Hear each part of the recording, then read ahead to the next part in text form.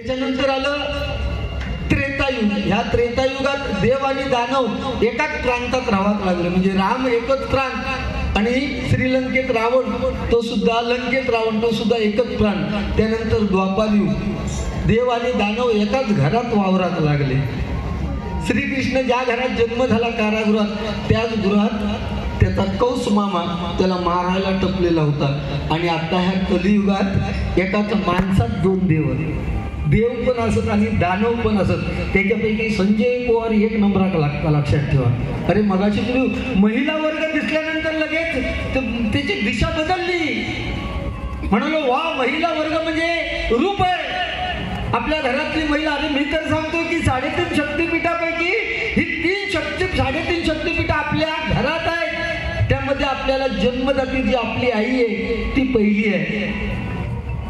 त्यानंतर आपल्याला आई वडिलांनंतर भावा म्हणजे आईचं प्रेम देते ती आपली बहीण आहे. आणि त्यानंतर तिसरं पीठ कुठलं आहे माहिती आहे? आपल्या आया बहिणीला आपलं कुटुंब सोडून आपल्यासाठी 7 फेरे घालून आपल्या बरोबर आलेली ना, ती आपलं तिसरं शक्तिपीठ आपलं बायको आहे. आणि अर्ध शक्तिपीठ आपली जर मुलगी असली तर ती अर्ध शक्तिपीठ आहे, बरोबर ना. आज महिला खांद्याला खांदा लावून चाललीत ना, मग त्यांनी दिवसेंदिवस साड्या बदलल्या आणि तू तुझ्या बायको 4 साडी वेगवेगळ्या कलरचे घेऊन गेलोस तर तुझे काय पैसे कमी जातं? आम्ही नाही बाबा. बायको खुश तर आपला संसार खुश, लक्षात घ्या, प्रत्येकाने लक्षात ठेवा. नाहीतर जो ज्याचा घरनीशी वाकडा तो खाय चुलीची लाकडा. त्यामुळे आपल्या बायकोशी बरा व्हाया, लक्षात घ्या. बायको व्हायचं आपण घेऊ आणि तिच्या जीवावर आपण उड्या मारतो. मग ती विजय म्हणाने, नाहीतर गुंडू म्हणाने, नाहीतर सँडी म्हणाने. काय फरक पडता? काय फरक? त्याने काय फरक पडता? अरे पूर्वीचा काळ बुवा वेगळा होता ना. आणि तू सांगतोस की मुलगा पाहिजे, मुली नको. त्या गजरात काहीतरी सांगितलं विषय, मुलगा पाहिजे. अरे आज पोरा हो, लग्न तरी हो गई ना, त्याच्यानंतर पोरांचा विषय कर. लग्नात कोणची होणच नाही. का समतोल बिघडलाय हा? तुम्ही विचार केलाय का? मी विचार केला. पूर्वी एका 10-12 होती, त्यामुळे तो बरोबर समतोल होत होता.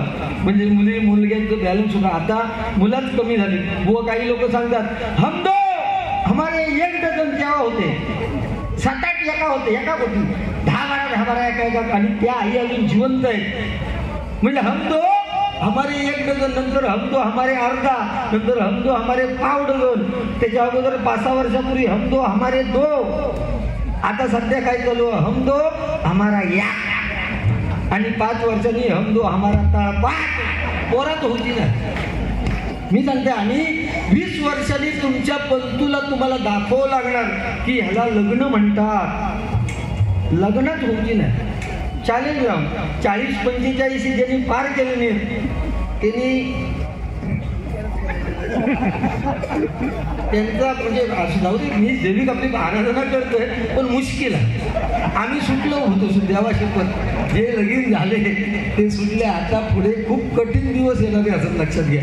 अरे आपली हिंदू संस्कृती वाढली पाहिजे. किंबहुना मी भाषणाच्या माध्यमातून सांगतोय, आपल्या पुढच्या पिढीची जर लग्न व्हायला पाहिजे तर आता 8-10 वर्षात ज्यांची लग्न झाली आहेत आणि जे एकावर थांबले आहेत त्यांनी पुन्हा सुरुवात करा. आणि 4-5 मुलांचा जन्म झाला तर या कोणा सुटकायला, लक्षात घ्या. विचार करू नको. मुंबई काय विचार करू नको. तुझं काय विषय बाबा, जाऊ दे, असू दे. रुपवली घेतोय. रुपवली पांडुरंगा प्रती आहे. पांडुरंग विठेवरती राहिलाय 28 युग. कोणाची वाट बघतोय? पुंडलिकाची. कोण पुंडलिक? आई बाबाच्या गळ्यात दोरी टाकून बायकोला खांद्यावर घेऊन फिरणारा पुंडलिक. त्याला आपल्या आई वडिलांची महती कळल्यानंतर एवढा आपल्या आई वडिलांच्या सेवेमध्ये गर्क झालाय की साक्षात पांडुरंगाला सुद्धा वीट फेकलेल्या विठेवरती उभं राहावं लागलं, लक्षात घ्या. अजूनही वाट बघतोय तो पांडुरंग. आणि ही सेवा बघून पांडुरंगाने सांगितलंय की हे पुंडलिका, जिथे तिथे भजन नामस्मरण कीर्तन होईल तिथे तुझ्या नामाचा अगोदर जयघोष होईल. म्हणून आपण भजनामध्ये पुंडलिक वरदे हरी विठ्ठल हे नामस्मरणाने सुरुवात करतो. त्याचं कारण आहे आपले आई वडील म्हातारपणापर्यंत जिवंत असणं. हे सुद्धा प्रत्येकाच्या नशिबात नाही. मायबाप प्रेक्षक, आपल्याला आई वडिलांची किंमत केव्हा कळते? जेव्हा आई वडील पडद्याच्या आड जातात ना, त्यावेळेस आपल्याला आईची किंमत कळते, लक्षात घ्या. आज तुम्ही विचार करा, आज बापाच्या अंगावर तरुण तुमचे दिवस सरले, आता आमचे दिवस सुरू झाले. त्या मुलांना मला आणि मुलींना सांगायचं आहे, आपल्या आई वडिलांची मान समाजात खाली जाईल असं वागणं करू नका. म्हणजे भजनाच्या माध्यमातून आम्ही भजन केलेल्याचं साध्य होईल, लक्षात घ्या. ज्यांची आई गेली असेल त्या आईसाठी फक्त एक छोटंसं गाणं घेतोय आणि मग रुपावलीला सुरुवात करतोय. श्री रमेश सावंत वर्धे, कार्यकारिणी सदस्य, महाराष्ट्र नगर मित्र मंडळ यांच्याकडून माझ्यासाठी हे 500 रुपयाचं बहुमूल असं पारितोषिक आलेल्या मंडळाच्या वतीने स्वागत करतोय. त्यांच्या इच्छा पूर्ण होत असं परमेश्वराच्या चरणी प्रार्थना करतोय. दिलीप भोगले, मसुरे भोगलेवाडी यांच्याकडून 100 रुपयाचं पारितोषिक आलेलं आहे. आणि त्याचप्रमाणे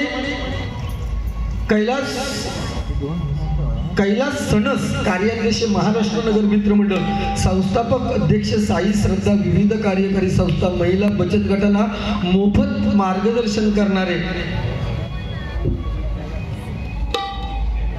89 बचत गट यांकडून 49 बचत गट यांकडून माझ्यासाठी हे 200 रुपयाचं पारितोषिक आलेले आहे. आणि त्याचप्रमाणे वीरेश रेवडेकर यांच्याकडून माझ्यासाठी 100 रुपयाचं पारितोषिक आणि वीरेश रेवडेकर यांच्याकडून पखवाजवादक यांच्यासाठी, सागर कदम यांच्यासाठी 100 रुपयाचं पारितोषिक आलेलं आहे. रामचंद्र शिवराम फणसे, मुक्काम पोस्ट कुंदे, कुडाळ, डोंबिवली राहतात, यांच्याकडून 100 रुपयाचं पारितोषिक आलेलं आहे. स्वागत करतोय.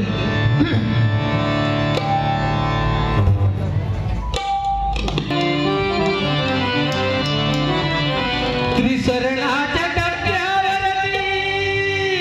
धन्य तू ग माते, पण खऱ्या आईची माया ज्याला आई नाही त्यालाच कळते, ज्याला आई नाही त्यालाच कळते. चुकलं तुझं बाळाई, रडत ढाई ढाई ग, रडत ढाई ढाई ग,